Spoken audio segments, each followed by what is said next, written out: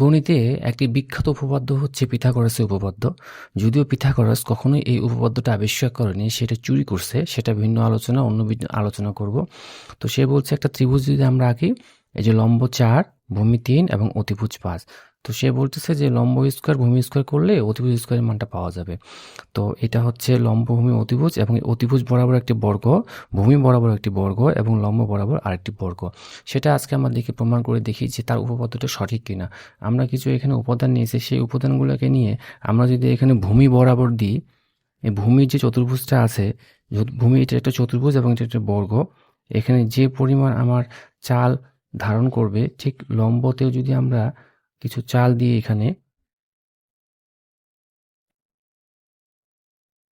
এখানেও আমাদের চাল কিছু ধারণ করবে।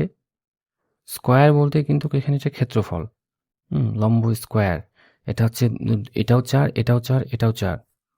তাহলে এখানে লম্ব স্কোয়ার বলতে বোঝাচ্ছে যে ওই বর্গটার ক্ষেত্রফল। তাহলে এই বর্গতে যতগুলি চাল বা যতগুলি তার ক্ষেত্রফল আছে, সেই ক্ষেত্রফলটা আমরা যদি এখানে দিই, এখানে কিছু পরিমাণ তাই সে চাল ধারণ করতেছে।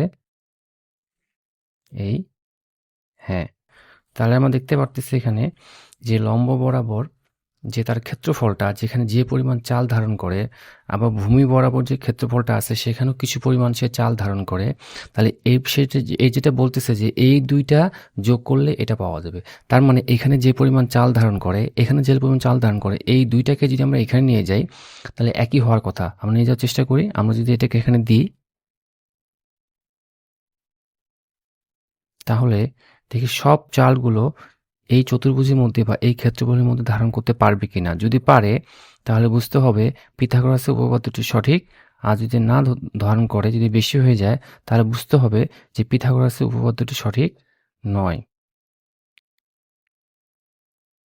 তাহলে এখানে মোটামুটি পরিষ্কার যে এখানে যতগুলি চাল ধারণ করছিল, সে সবগুলো চালই এখানে সে ধারণ করতেছে।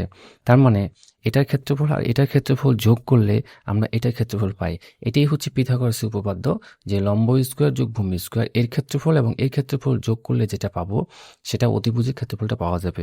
তাহলে লম্ব স্কোয়ার যোগ ভূমি স্কোয়ার সমান সমান অতিভুজ স্কোয়ার। এটা পিথাগোরাসের উপপাদ্য মোটামুটিভাবে প্রমাণিত।